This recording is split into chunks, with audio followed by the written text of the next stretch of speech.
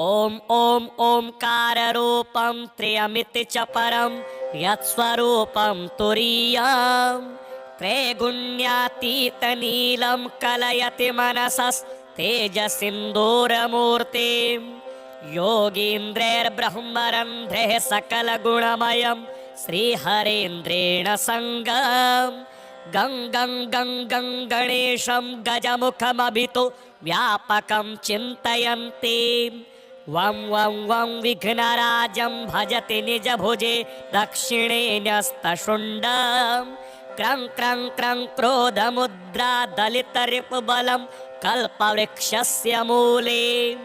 दं दं दं दन्तमेकं दधति मुनिमुखं कामधेन्वा निषेव्यम् धम धम धम धारयन्तं धनदमतिघियं सिद्धिबुद्धिद्वितीयं तुं तुं तुं तुङ्गरूपं गगनपथिगतं व्याप्नुवन्तं दिगन्तान् क्लीं क्लीं क्लींकारनाथं गलितमदमिलल्लोलमत्तालिमालं ह्रीं ह्रीं ह्रींकारपिङ्गं सकलमुनिवर ध्येयमुण्डं च शुण्डं श्रीं श्रीं श्रीं श्रीं श्रयन्तं निखिलनिधिकुलं नौमि हेरम्बबिम्बं लौं लौं लौङ्कारमाद्यं प्रणवमिव पदं मन्त्रमुक्तावलीनां शुद्धं विघ्नेशबीजं शशिकरसदृशं योगिनां ध्यानगम्यं डं डं डं डामरूपं दलितभवभयं सूर्यकोटिप्रकाशं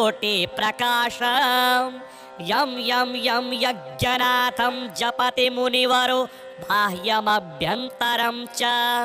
हुं हुं हुं हेमवर्णं श्रुतिगणितगुणं शूर्पकर्णं कृपालुं ध्येयं सूर्यस्य बिम्बं युरसि च विलसत् सर्पयज्ञोपवीतम् स्वाहा हुं फट् नमोऽन्तेष्टठठठ सहितः पल्लवः सेव्यमानम् मन्त्राणां सप्तकोटि प्रगुणितमहिमा धारमीशं प्रपद्ये पूर्वं पीठं त्रिकोणं तदुपरि रुचिरं षट्कपत्रं पवित्रं यस्योर्ध्वं शुद्धरेखा वसुदलकमलं वास्वतेजश्चतुस्रम् मध्ये हुङ्कारबीजं तदनु भगवतः स्वाङ्गषट्कं षडस्रे अष्टौ शक्तिश्च सिद्धिर्बहुलगणपतिर्विष्टरश्चाष्टकं च धर्माद्यष्टौ प्रसिद्धा दश दिशि विदिता वा ध्वजाल्यः कपालम् तस्य सेत्रादिनाथं मुनिकुलमखिलं मन्त्रमुद्रामहेशम् एवं यो भक्तियुक्तो जपति गणपतिं पुष्पधूपाक्षताद्यैर्नैवेद्यैर्मोदकानां स्तुतियुतविलसद् गीतवादित्रनादेः राजानस्तस्य वृत्त्या इव युवतिकुलं दासवत् सर्वदास्ते लक्ष्मीः सर्वाङ्गयुक्ताश्रयति च सदनं किङ्करः सर्वलोकाः पुत्राः पुत्र्यः पवित्रा रणभुवि विजयी द्योतवादेऽपि वीरो यस्येषो विघ्नराजो निवसति हृदये भक्तिभाग्यस्य रुद्रः ॐ ॐ ओंकाररूपं त्र्यमिति च परं यत्स्वरूपं तुरीयं त्रैगुण्यातीतनीलं कलयति मनसस्तेजसिन्दूरमूर्तिं योगीन्द्रैर्ब्रह्मरन्ध्रैः सकलगुणमयं श्रीहरेन्द्रेण सङ्गम् गं गं गं गं गणेशं गजमुखमभितो व्यापकं चिन्तयन्ति वं वं वं विघ्नराजं भजति निजभुजे दक्षिणे न्यस्तशुण्डं क्रं क्रं क्रं क्रोधमुद्रा दलितरिपुबलं कल्पवृक्षस्य मूले दं दं दं दन्तमेकं दधति मुनिमुखं कामधेन्वा निषेव्यम् धम धम धम धारयन्तं धनदमतिघियं सिद्धिबुद्धिद्वितीयम् तुं तुं तुं तुङ्गरूपं गगनपथिगतं व्याप्नुवन्तं दिगन्तान् क्लीं क्लीं क्लीङ्कारनाथं गलितमदमिलल्लोलमत्तालिमालम् ह्रीं ह्रीं ह्रीङ्कारपिङ्गं सकलमुनिवर ध्येयमुण्डं च शुण्डं श्रीं श्रीं श्रीं श्रीं श्रयन्तं निखिलनिधिकुलं नौमि हेरम्बबिम्बम् लों लों लोङ्कारमाद्यं प्रणवमिव पदं मन्त्रमुक्तावलीनां शुद्धं विघ्नेशबीजं शशिकरसदृशं योगिनां ध्यानगम्यं डं डं डं डामरूपं दलितभवभयं सूर्यकोटिप्रकाशं यं यं यं यज्ञनाथं जपति मुनिवरो बाह्यमभ्यन्तरं च हुं हुं हुं हेमवर्णं श्रुतिगणितगुणं शूर्पकर्णं कृपालुं ध्येयं सूर्यस्य बिम्बं युरसि च विलसत् सर्पयज्ञोपवीतं स्वाहा हुं फट् नमोऽन्तेष्टठठठ सहितः पल्लवः सेव्यमानं मन्त्राणां सप्तकोटिप्रगुणितमहिमा धारमीशं प्रपद्ये पूर्वं पीठं त्रिकोणं तदुपरि रुचिरं षट्कपत्रं पवित्रं यस्योर्ध्वं शुद्धरेखा वसुदलकमलं वास्वतेजश्चतुस्रं मध्ये हुङ्कारबीजं तदनु भगवतः स्वाङ्गषट्कं षडस्रे अष्टौ शक्तिश्च सिद्धिर्बहुलगणपतिर्विष्टरश्चाष्टकं च धर्माद्यष्टौ प्रसिद्धा दश दिशि विदिता वा ध्वजाल्यः कपालम् तस्य सेत्रादिनाथं मुनिकुलमखिलं मन्त्रमुद्रामहेशम् एवं यो भक्तियुक्तो जपति गणपतिं पुष्पधूपाक्षताद्यैर्नैवेद्यैर्मोदकानां स्तुतियुतविलसद् गीतवादित्रनादेः राजानस्तस्य वृत्त्या इव युवतिकुलं दासवत् सर्वदास्ते लक्ष्मीः सर्वाङ्गयुक्ताश्रयति च सदनं किङ्करः सर्वलोकाः पुत्राः पुत्र्यः पवित्रा रणभुवि विजयी द्योतवादेऽपि वीरो यस्येषो विघ्नराजो निवसति हृदये भक्तिभाग्यस्य रुद्रः ॐ ॐ ओंकाररूपं त्र्यमिति च परं यत्स्वरूपं तुरीयं त्रैगुण्यातीतनीलं कलयति मनसस्तेजसिन्दूरमूर्तिं योगीन्द्रैर्ब्रह्मरन्ध्रैः सकलगुणमयं श्रीहरेन्द्रेण सङ्गं गं गं गं गं गणेशं गजमुखमभितो व्यापकं चिन्तयन्ति वं वं वं विघ्नराजं भजति निजभुजे दक्षिणे न्यस्तशुण्डं क्रं क्रं क्रं क्रोधमुद्रा दलितरिपुबलं कल्पवृक्षस्य मूले दं दं दं दन्तमेकं दधति मुनिमुखं कामधेन्वा निषेव्यं धं धं धं धारयन्तं धनदमतिघियं सिद्धिबुद्धिद्वितीयं तुं तुं तुं तुङ्गरूपं गगनपथिगतं व्याप्नुवन्तं दिगन्तान् क्लीं क्लीं क्लीङ्कारनाथं गलितमदमिलल्लोलमत्तालिमालम् ह्रीं ह्रीं ह्रीङ्कारपिङ्गं सकलमुनिवर ध्येयमुण्डं च शुण्डं श्रीं श्रीं श्रीं श्रीं श्रयन्तं निखिलनिधिकुलं नौमि हेरम्बबिम्बम् लों लों लोङ्कारमाद्यं प्रणवमिव पदं मन्त्रमुक्तावलीनां शुद्धं विघ्नेशबीजं शशिकरसदृशं योगिनां ध्यानगम्यं डं डं डं डामरूपं दलितभवभयं सूर्यकोटिप्रकाशं यं यं यं यज्ञनाथं जपति मुनिवरो बाह्यमभ्यन्तरं च हुं हुं हुं हेमवर्णं श्रुतिगणितगुणं शूर्पकर्णं कृपालुं ध्येयं सूर्यस्य बिम्बं युरसि च विलसत् सर्पयज्ञोपवीतम् स्वाहा हुं फट् नमोऽन्तेष्टठठठ सहितः पल्लवः सेव्यमानम् मन्त्राणां सप्तकोटि प्रगुणितमहिमा धारमीशं प्रपद्ये पूर्वं पीठं त्रिकोणं तदुपरि रुचिरं षट्कपत्रं पवित्रम् यस्योर्ध्वं शुद्धरेखा वसुदलकमलं वास्वतेजश्चतुस्रम् मध्ये हुङ्कारबीजं तदनु भगवतः स्वाङ्गषट्कं षडस्रे अष्टौ शक्तिश्च सिद्धिर्बहुलगणपतिर्विष्टरश्चाष्टकं च धर्माद्यष्टौ प्रसिद्धा दश दिशि विदिता वा ध्वजाल्यः कपालम् तस्य सेत्रादिनाथं मुनिकुलमखिलं मन्त्रमुद्रामहेशम् एवं यो भक्तियुक्तो जपति गणपतिं पुष्पधूपाक्षताद्यैर्नैवेद्यैर्मोदकानां स्तुतियुतविलसद् गीतवादित्रनादेः राजानस्तस्य वृत्त्या इव युवतिकुलं दासवत् सर्वदास्ते लक्ष्मीः सर्वाङ्गयुक्ताश्रयति च सदनं किङ्करः सर्वलोकाः पुत्राः पुत्र्यः पवित्रा रणभुवि विजयी द्योतवादेऽपि वीरो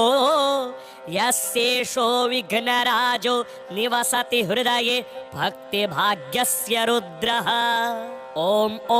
ओंकाररूपं त्र्यमिति च परं यत्स्वरूपं तुरीयम् त्रैगुण्यातीतनीलं कलयति मनसस्तेजसिन्दूरमूर्तिम् योगीन्द्रैर्ब्रह्मरन्ध्रैः सकलगुणमयं श्रीहरेन्द्रेण सङ्गम् गं गं गं गं गणेशं गजमुखमभितो व्यापकं चिन्तयन्ति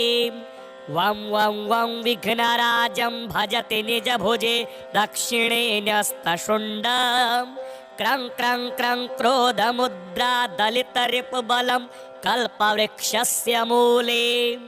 दं दं दं दन्तमेकं दधति मुनिमुखं कामधेन्वा निषेव्यम् धं धं धं धारयन्तं धनदमतिघियं सिद्धिबुद्धिद्वितीयम् तुं तुं तुं तुङ्गरूपं गगनपथिगतं व्याप्नुवन्तं दिगन्तान् क्लीं क्लीं क्लीङ्कारनाथं गलितमदमिलल्लोलमत्तालिमालम्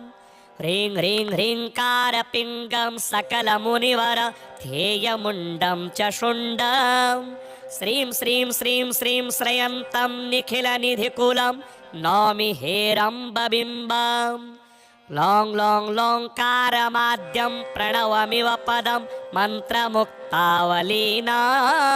शुद्धं विघ्नेशबीजं शशिकरसदृशं योगिनां ध्यानगम्यम् डं डं डं डामरूपं दलितभवभयं सूर्यकोटिप्रकाशम् यं यं यं यज्ञनाथं जपति मुनिवरो बाह्यमभ्यन्तरं च हुं हुं हुं हेमवर्णं श्रुतिगणितगुणं शूर्पकर्णं कृपालुं ध्येयं सूर्यस्य बिम्बं युरसि च विलसत् सर्पयज्ञोपवीतम् स्वाहा हुं फट् नमोऽन्तेष्टठठठ सहितः पल्लवः सेव्यमानम् मन्त्राणां सप्तकोटि प्रगुणितमहिमा धारमीशं प्रपद्ये पूर्वं पीठं त्रिकोणं तदुपरि रुचिरं षट्कपत्रं पवित्रम् यस्योर्ध्वं शुद्धरेखा वसुदलकमलं वास्वतेजश्चतुस्रम् मध्ये हुङ्कारबीजं तदनु भगवतः स्वाङ्गषट्कं षडस्रे अष्टौ शक्तिश्च सिद्धिर्बहुलगणपतिर्विष्टरश्चाष्टकं च धर्माद्यष्टौ प्रसिद्ध प्रसिद्धा दश दिशि विदिता वा ध्वजाल्यः कपालम् तस्य सेत्रादिनाथं मुनिकुलमखिलं मन्त्रमुद्रामहेशम् एवं यो भक्तियुक्तो जपति गणपतिं पुष्पधूपाक्षताद्यैर्नैवेद्यैर्मोदकानां स्तुतियुतविलसद् गीतवादित्रनादेः राजानस्तस्य वृत्त्या इव युवतिकुलं दासवत् सर्वदास्ते लक्ष्मीः सर्वाङ्गयुक्ताश्रयति च सदनं किङ्करः सर्वलोकाः पुत्राः पुत्र्यः पवित्रा रणभुवि विजयी द्योतवादेऽपि वीरो यस्येषो विघ्नराजो निवसति हृदये भक्तिभाग्यस्य रुद्रः ॐ ॐ ओंकाररूपं त्र्यमिति च परं यत्स्वरूपं तुरीयम् त्रैगुण्यातीतनीलं कलयति मनसस्तेजसिन्दूरमूर्तिम् योगीन्द्रैर्ब्रह्मरन्ध्रैः सकलगुणमयं श्रीहरेन्द्रेण सङ्गम् गं गं गं गं गणेशं गजमुखमभितो व्यापकं चिन्तयन्ति वं वं वं विघ्नराजं भजति निजभुजे दक्षिणे न्यस्तशुण्डम् क्रं क्रं क्रं क्रोधमुद्रा दलितरिपुबलं कल्पवृक्षस्य मूले दं दं दं दन्तमेकं दधति मुनिमुखं कामधेन्वा निषेव्यम्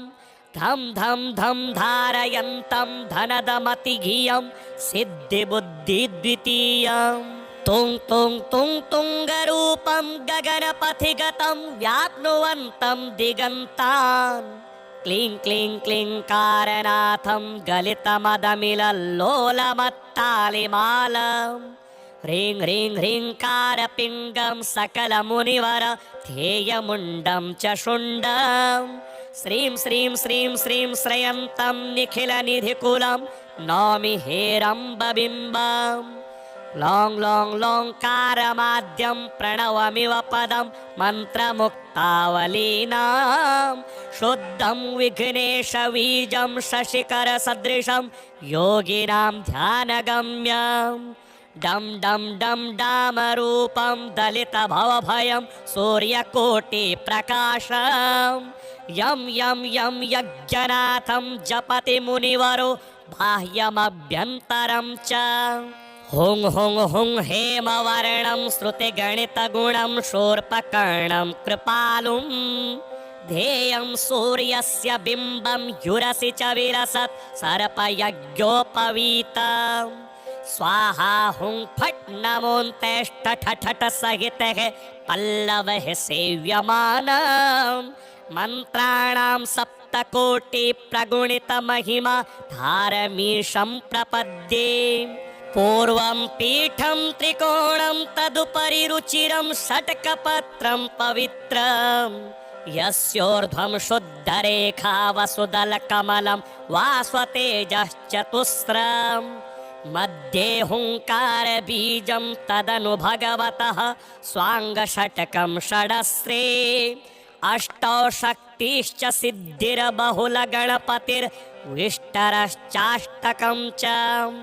धर्माद्यष्टौ प्रसिद्धा दश दिशि विदिता वा ध्वजाल्यः कपालम् तस्य सेत्रादिनाथं मुनिकुलमखिलं मन्त्रमुद्रामहेशम् एवं यो भक्तियुक्तो जपति गणपतिं पुष्पधूपाक्षताद्यैर्नैवेद्यैर्मोदकानां स्तुतियुतविलसद् गीतवादित्रनादेः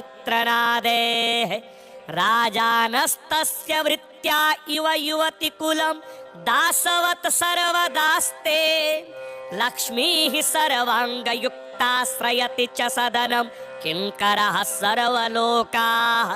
पुत्राः पुत्र्यः पवित्रा रणभुवि विजयी द्योतवादेऽपि वीरो यस्येषो विघ्नराजो निवसति हृदये भक्तिभाग्यस्य रुद्रः ॐ ॐ ओंकाररूपं त्र्यमिति च परं यत्स्वरूपं तुरीयम् त्रैगुण्यातीतनीलं कलयति मनसस्तेजसिन्दूरमूर्तिं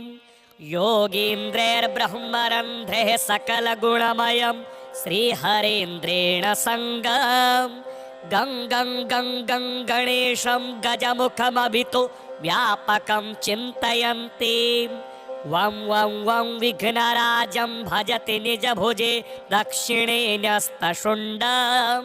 क्रं क्रं क्रं क्रोधमुद्रा दलितरिपुबलं कल्पवृक्षस्य मूले दं दं दं दन्तमेकं दधति मुनिमुखं कामधेन्वा निषेव्यम् धम धम धम धारयन्तं धनदमतिघियं सिद्धिबुद्धिद्वितीयं तुं तुं तुं तुङ्गरूपं गगनपथिगतं व्याप्नुवन्तं दिगन्तान् क्लीं क्लीं क्लीङ्कारनाथं गलितमदमिलल्लोलमत्तालिमालं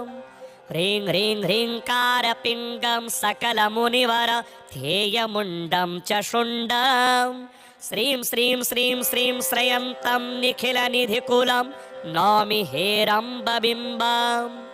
लौं लौं लौङ्कारमाद्यं प्रणवमिव पदं मन्त्रमुक्तावलीनां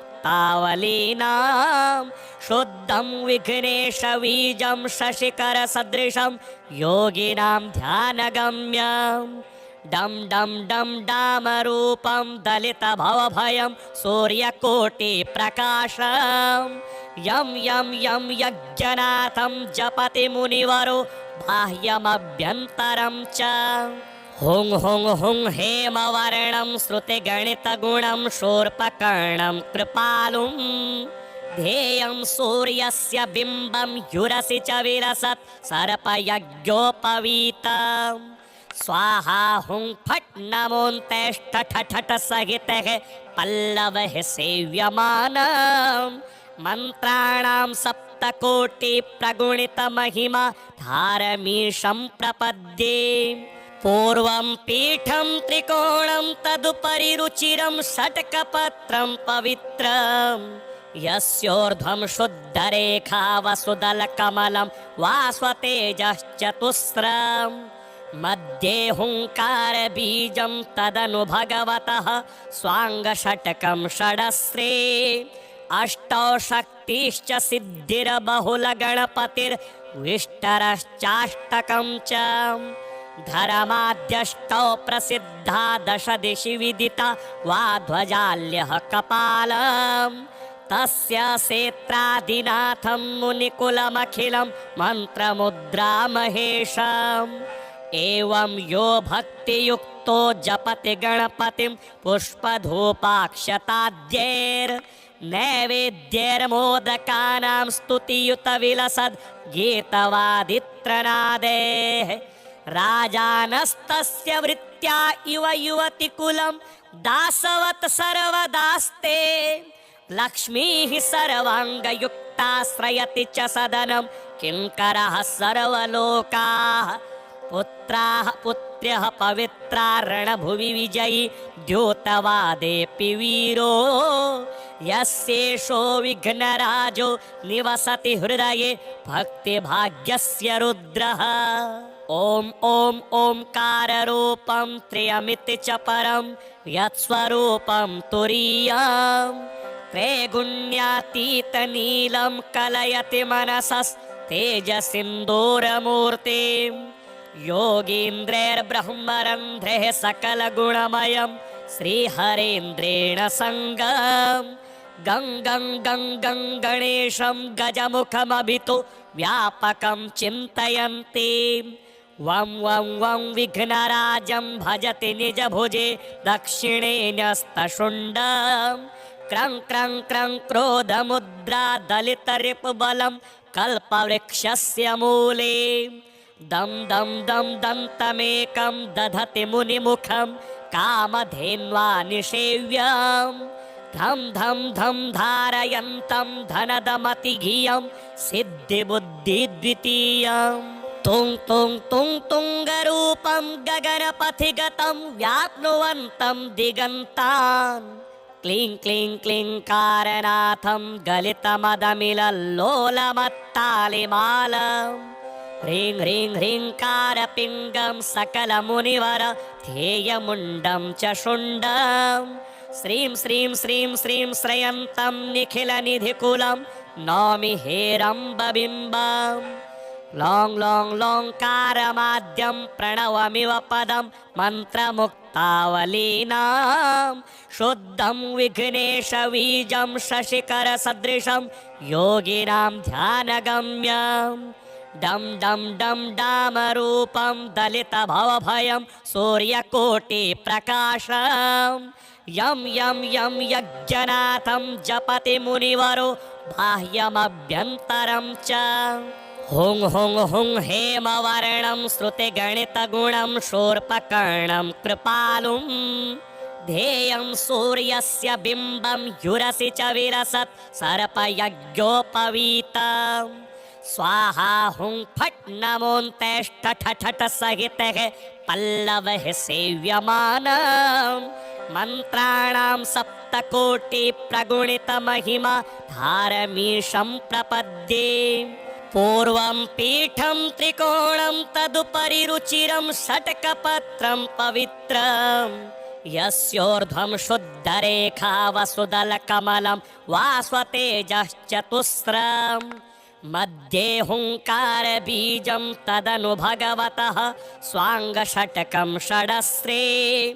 अष्टौ शक्तिश्च सिद्धिर्बहुलगणपतिर्विष्टरश्चाष्टकं च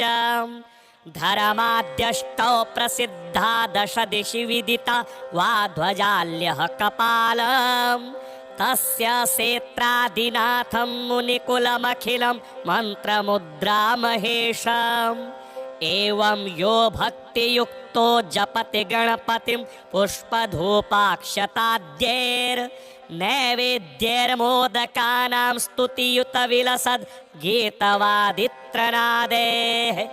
राजानस्तस्य वृत्त्या इव युवतिकुलं दासवत् सर्वदास्ते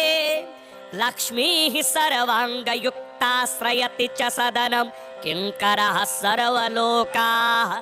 पुत्राः पुत्र्यः पवित्रा रणभुवि विजयी द्योतवादेऽपि वीरो यस्येषो विघ्नराजो निवसति हृदये भक्तिभाग्यस्य रुद्रः ॐ ॐ ओङ्काररूपं त्र्यमिति च परं यत्स्वरूपं तुरीयम् त्रैगुण्यातीतनीलं कलयति मनसस्तेजसिन्दूरमूर्तिम् योगीन्द्रैर्ब्रह्मरन्ध्रैः सकलगुणमयं श्रीहरेन्द्रेण सङ्गं गं गं गं गं गणेशं गजमुखमभितो व्यापकं चिन्तयन्ति वं वं वं विघ्नराजं भजति निजभुजे दक्षिणे न्यस्तशुण्डं क्रं क्रं क्रं क्रोधमुद्रा दलितरिपुबलं कल्पवृक्षस्य मूले दं दं दं दन्तमेकं दधति मुनिमुखं कामधेन्वा निषेव्यं धं धं धं धारयन्तं धनदमतिघियं सिद्धिबुद्धिद्वितीयं तुं तुं तुं तुङ्गरूपं गगनपथिगतं व्याप्नुवन्तं दिगन्तान् क्लीं क्लीं क्लीङ्कारनाथं गलितमदमिलल्लोलमत्तालिमालम् ह्रीं ह्रीं ह्रीङ्कारपिङ्गं सकलमुनिवर ध्येयमुण्डं च शुण्डं श्रीं श्रीं श्रीं श्रीं श्रयन्तं निखिलनिधिकुलं नौमि हेरम्बबिम्बम् लौं लौं लौङ्कारमाद्यं प्रणवमिव पदं मन्त्रमुक्तावलीनां शुद्धं विघ्नेशबीजं शशिकरसदृशं योगिनां ध्यानगम्यम् डं डं डं डामरूपं दलितभवभयं सूर्यकोटिप्रकाशं यं यं यं यज्ञनाथं जपति मुनिवरो बाह्यमभ्यन्तरं च हुं हुं हुं हेमवर्णं श्रुतिगणितगुणं शूर्पकर्णं कृपालुं ध्येयं सूर्यस्य बिम्बं युरसि च विलसत् सर्पयज्ञोपवीतम् स्वाहा हुं फट् नमोऽन्तेष्टठठठ सहितः पल्लवः सेव्यमानम् मन्त्राणां सप्तकोटि प्रगुणितमहिमा धारमीशं प्रपद्ये पूर्वं पीठं त्रिकोणं तदुपरि रुचिरं षट्कपत्रं पवित्रम् यस्योर्ध्वं शुद्धरेखा वसुदलकमलं वास्वतेजश्चतुस्रम् मध्ये हुङ्कारबीजं तदनु भगवतः स्वाङ्गषट्कं षडस्रे अष्टौ शक्तिश्च सिद्धिर्बहुलगणपतिर्विष्टरश्चाष्टकं च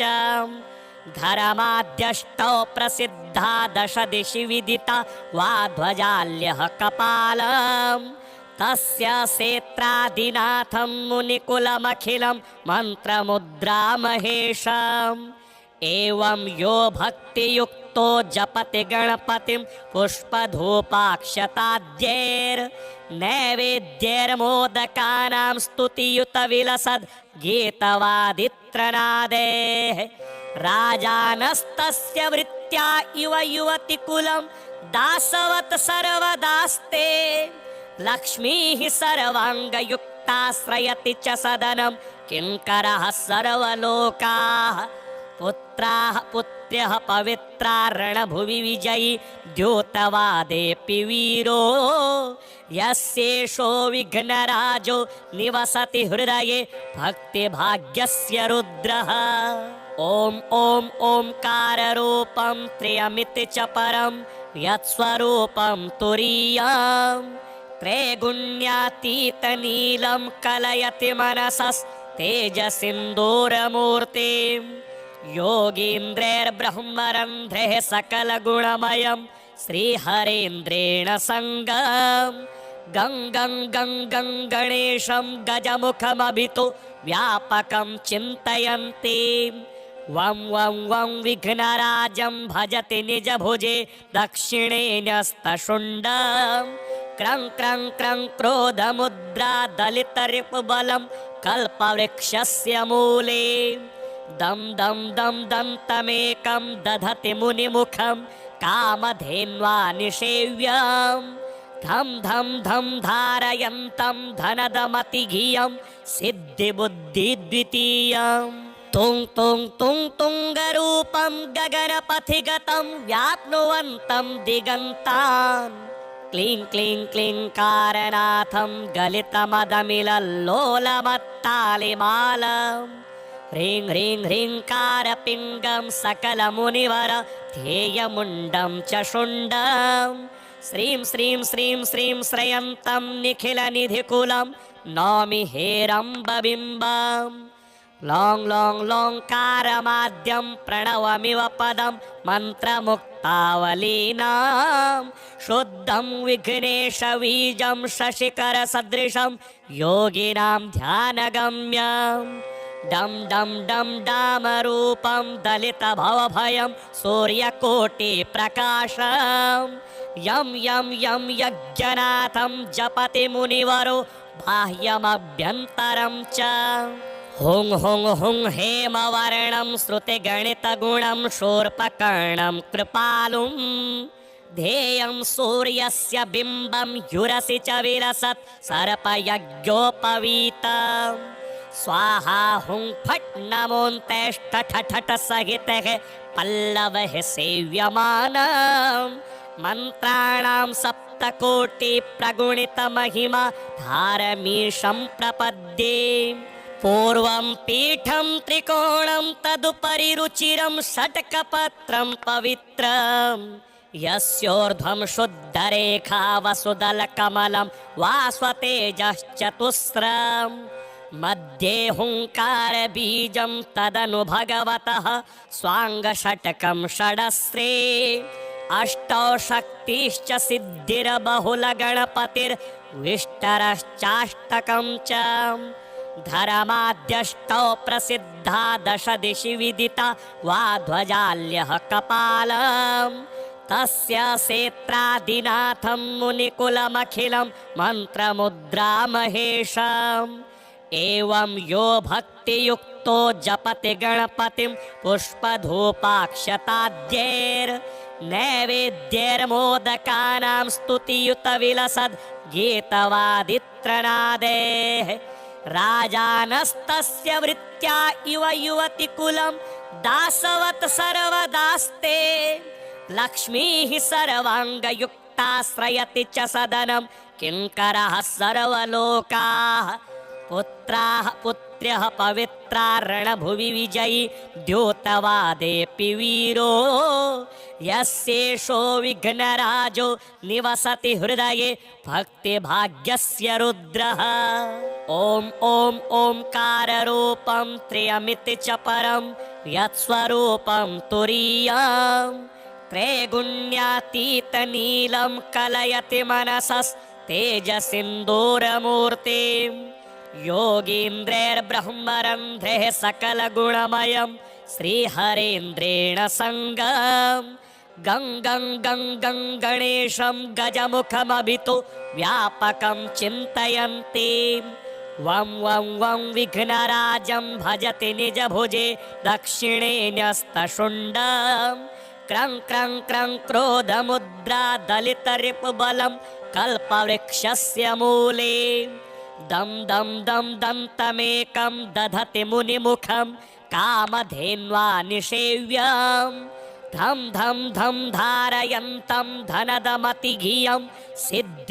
सिद्धिबुद्धिद्वितीयम् तुं तुं तुं तुङ्गरूपं गगनपथिगतं व्याप्नुवन्तं दिगन्तान् क्लीं क्लीं क्लीङ्कारनाथं गलितमदमिलल्लोलमत्तालिमालं ह्रीं ह्रीं ह्रीङ्कारपिङ्गं सकलमुनिवर ध्येयमुण्डं च शुण्डं श्रीं श्रीं श्रीं श्रीं श्रयन्तं निखिलनिधिकुलं नौमि हेरम्बबिम्बम् लों लों लोङ्कारमाद्यं प्रणवमिव पदं मन्त्रमुक्तावलीनां शुद्धं विघ्नेशबीजं शशिकरसदृशं योगिनां ध्यानगम्यं डं डं डं डामरूपं दलितभवभयं सूर्यकोटिप्रकाशं यं यं यं यज्ञनाथं जपति मुनिवरो बाह्यमभ्यन्तरं च हुं हुं हुं हेमवर्णं श्रुतिगणितगुणं शूर्पकर्णं कृपालुं ध्येयं सूर्यस्य बिम्बं युरसि च विलसत् सर्पयज्ञोपवीतम् स्वाहा हुं फट् नमोऽन्तेष्टठठठ सहितः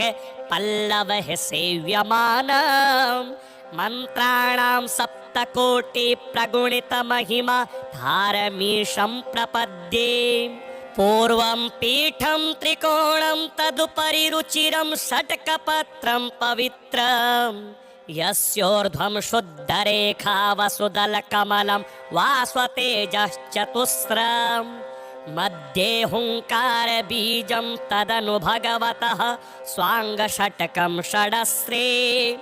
अष्टौ शक्तिश्च सिद्धिर्बहुलगणपतिर्विष्टरश्चाष्टकं च धर्माद्यष्टौ प्रसिद्धा दश दिशि विदिता वा ध्वजाल्यः कपालम् तस्य सेत्रादिनाथं मुनिकुलमखिलं मन्त्रमुद्रामहेशम्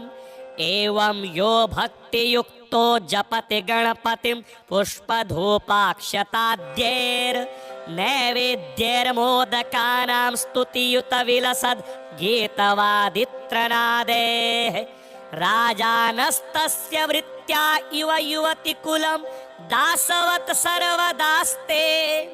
लक्ष्मीः सर्वाङ्गयुक्ताश्रयति च सदनं किङ्करः सर्वलोकाः पुत्राः पुत्र्यः पवित्रा रणभुवि विजयी द्योतवादेऽपि वीरो यस्येषो विघ्नराजो निवसति हृदये भक्तिभाग्यस्य रुद्रः ॐ ॐ ओंकाररूपं त्र्यमिति च परं यत्स्वरूपं तुरीयम् त्रैगुण्यातीतनीलं कलयति मनसस् तेजसिन्दूरमूर्तिं योगीन्द्रैर्ब्रह्मरन्ध्रैः सकलगुणमयं श्रीहरेन्द्रेण सङ्गं गं गं गं गं गणेशं गजमुखमभितो व्यापकं चिन्तयन्ति वं वं वं विघ्नराजं भजति निजभुजे दक्षिणे न्यस्तशुण्डं क्रं क्रं क्रं क्रोधमुद्रा दलितरिपुबलं कल्पवृक्षस्य मूले दं दं दं दन्तमेकं दधति मुनिमुखं कामधेन्वा निषेव्यं धं धं धं धारयन्तं धनदमतिघियं सिद्धिबुद्धिद्वितीयं तुं तुं तुं तुङ्गरूपं गगनपथिगतं व्याप्नुवन्तं दिगन्तान् क्लीं क्लीं क्लीङ्कारनाथं गलितमदमिलल्लोलमत्तालिमालं ह्रीं ह्रीं ह्रीङ्कारपिङ्गं सकलमुनिवर ध्येयमुण्डं च शुण्डं श्रीं श्रीं श्रीं श्रीं श्रयन्तं निखिलनिधिकुलं नौमि हेरम्बबिम्बं